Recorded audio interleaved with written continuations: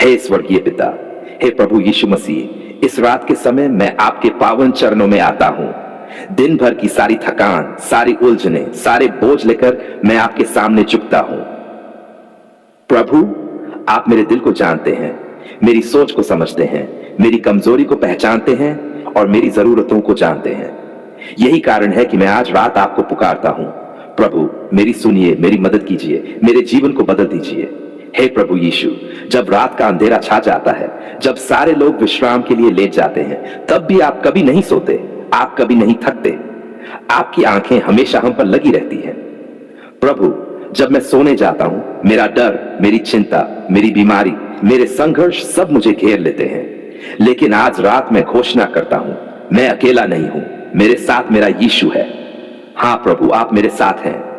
धन्यवाद प्रभु, आपने दिन भर मुझे संभाला, आपने मुझे गिरने से बचाया, आपने मुझे दुर्घटनाओं से, शैतान की चालों से और बुरी आत्माओं से सुरक्षित रखा। प्रभु, मैं मानता हूं कि अगर आपकी दया न होती तो मैं आज रात यहां तक नहीं पहुंच पाता। प्रभु, मैं आपके लहू की सामर्थ्य को मानता हूं। वह लहू जो क्रूस पर बहा, वह आज भी मेरी रक्षा करता है। वह आज भी मेरे घर को, मेरे परिवार को, मेरे जीवन को ढक लेता है। हे प्रभु यीशु, जब मैं इस रात को आपके सामने झुकता हूं तो मैं अपने पापों को मान लेता हूं। मैं मानता हूं कि मुझसे गलतियां हुई हैं। मैंने आपके वचनों को कई बार अनसुना किया है।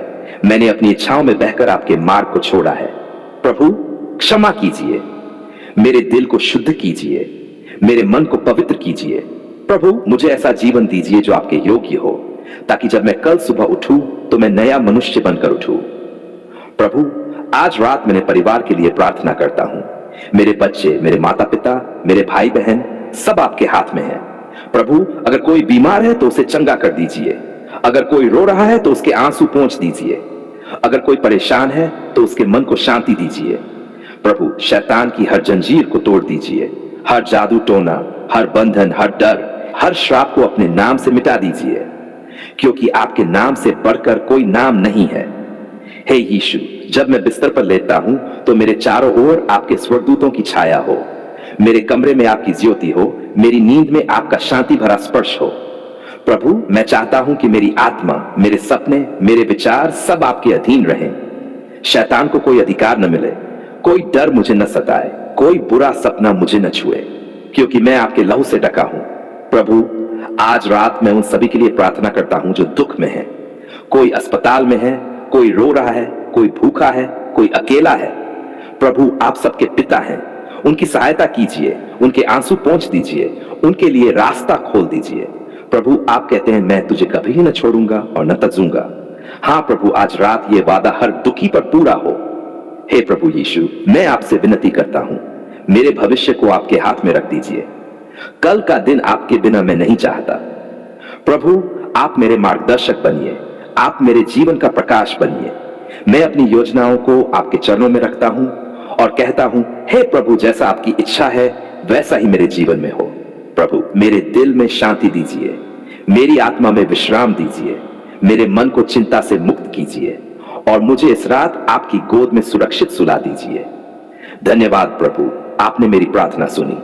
मैं जानता हूं कि जब मैं प्रार्थना करता हूं तो आप सुनते हैं, और जब आप सुनते हैं तो आप चमत्कार करते हैं। प्रभु, आज रात मैं चमत्कार की नींद लूंगा और कल सुबह गवाही के साथ उठूंगा। हे प्रभु यीशु, आपके नाम में, आपके लहू में और आपके प्रेम में मैं अपनी रात आपके हाथ में सौंपता हूं। हे स्वर्गीय पिता, हे प्रभु यीशु मसीह, आज मैं आपके सामने आता हूं इस उपवास के समय के बाद।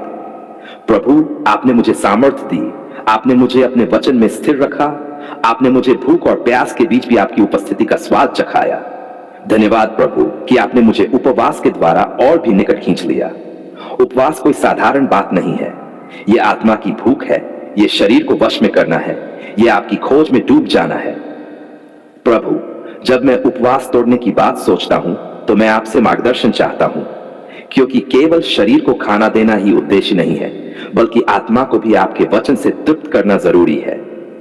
प्रभु, हमें सिखाए कि उपवास के बाद क्या खाना चाहिए और किस प्रकार खाना चाहिए, ताकि शरीर भी स्वस्थ रहे और आत्मा भी पवित्र बनी रहे। धन्यवाद की प्रार्थना प्रभु, सबसे पहले तो मैं धन्यवाद करता हूं उन अनगिनत अनुग्रहों के लिए जिनके कारण मैंने ये उपवास पूरा किया। अगर आपकी सामर्थ न होती तो मैं आधे रास्ते में गिर पड़ता।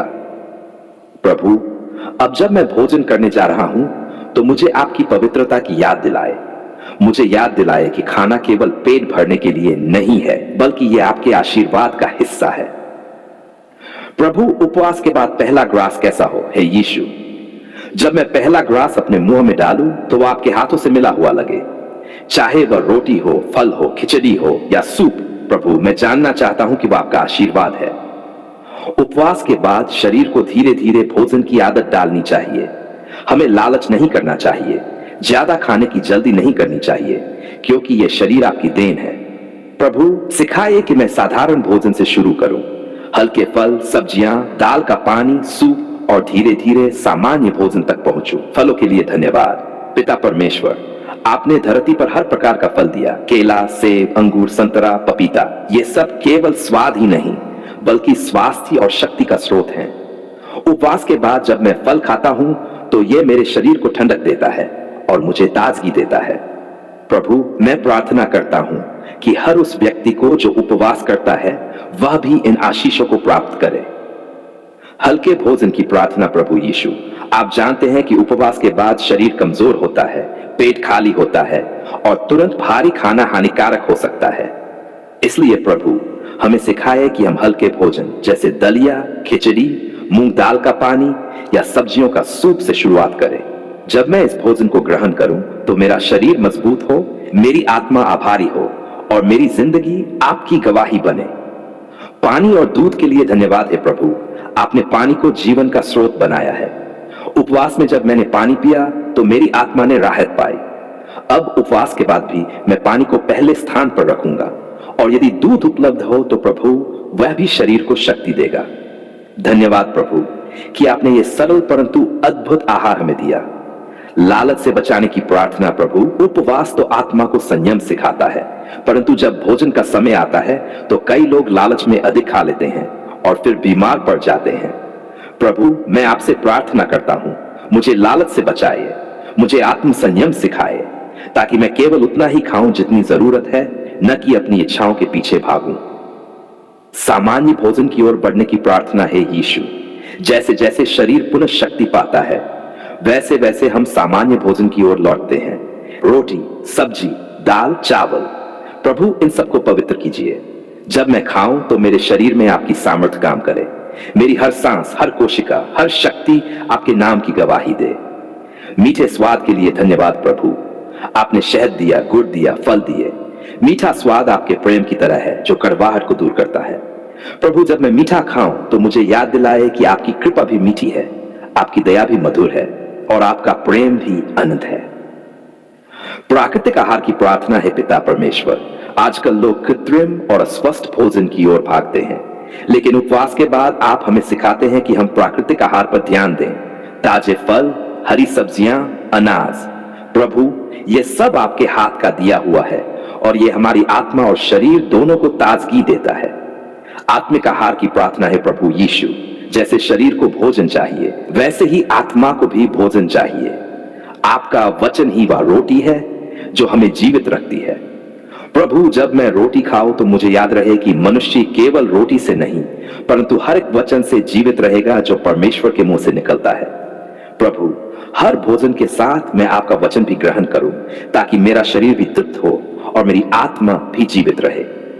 दिन के अंत में धन्यवाद है प्रभु। उपवास के बाद जब मैं रात को भोजन करके आपके सामने धन्यवाद देता हूं तो मेरा हृदय आनंदित होता है। प्रभु, आपने भूखे को रोटी दी, प्यासे को पानी दिया और दुखी को आशा दी कि आपने मुझे भी यह आशीष दी। हे दयालु प्रभु, आज मेरी आत्मा, मेरा मन और मेरा हृदय आपके सामने झुकता है और मैं गहरे भाव से पुकारता हूं। धन्यवाद पिता परमेश्वर, आपने हमारी पुकार सुन ली। हाँ प्रभु, आपने मेरी आवाज सुनी, आपने मेरे आंसुओं को देखा, आपने मेरे दर्द को महसूस किया और आपने मेरी प्रार्थना का उत्तर दिया। प्रभु, जब कोई और न सुना तब आपने सुना, जब सबने मुंह फेर लिया तब आप मेरे पास खड़े रहे। धन्यवाद प्रभु, जब मैं अंधेरे में था, जब मुझे कोई रास्ता नहीं दिख रहा था, जब मेरे चारों ओर निराशा थी, तभी आपने मेरी पुकार सुनी। मैंने रोते हुए कहा, प्रभु मैं टूट चुका हूं, मेरी मदद करो। और प्रभु आपने तुरंत अपनी शांति भेज दी। आपने मुझे थाम लिया, आपने मुझे सहारा दिया। प्रभु अगर आप न होते तो मैं आज यहां न होता। आंसुओं के बीच धन्यवाद है परमेश्वर। मेरे आंसू मेरे लिए भारी थे। रात दिन मैं सोचता रहा, कौन मेरी मदद करेगा, कौन मुझे समझेगा। लेकिन प्रभु आपने कहा, मेरे बच्चे, मैं तेरे हर आंसू को देखता हूं और मैं तुझे कभी नहीं छोड़ूंगा। प्रभु आपने मेरे रोने को हंसी में बदल दिया, आपने मेरे दर्द को गवाही में बदल दिया। इसलिए आज मैं ऊंचे स्वर से कहता हूं, धन्यवाद पिता परमेश्वर। बीमारी में धन्यवाद पिता। जब मैं बीमार पड़ा, जब शरीर टूट रहा था, जब डॉक्टरों ने हार मान ली, तब भी आपने मेरी पुकार सुनी। आपने मेरे बिस्तर पर आकर मुझे छुआ, आपने मुझे नई सांस दी, आपने मेरी हड्डियों में ताकत डाली। प्रभु आज मैं जीवित हूं क्योंकि आपने मेरी पुकार सुनी। धन्यवाद पिता परमेश्वर।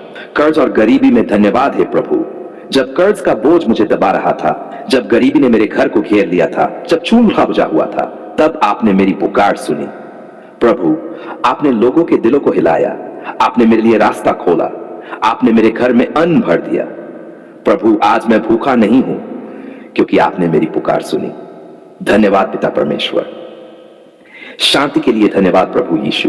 मेरे जीवन में कितनी लड़ाइयां थीं, परिवार में झगड़े, मन में अशांति और हर जगह तनाव, पर आपने कहा, मैं तुझे अपनी शांति देता हूं जैसी संसार नहीं दे सकता। प्रभु आपने मेरा तूफान शांत कर दिया, आपने मेरे घर में शांति भर दी। धन्यवाद पिता परमेश्वर, आपने मेरी पुकार सुन ली। सुरक्षा के लिए धन्यवाद है पिता। कितनी बार दुर्घटनाएं टल गई, कितनी बार शैतान ने हमला किया, कितनी बार मौत करीब आई, लेकिन प्रभु आपने मेरी पुकार सुनी और मुझे बचा लिया। आपका लहू मेरे चारों ओर डाल बन गया, आपके स्वर्गदूतों ने मेरे घर को ढक लिया।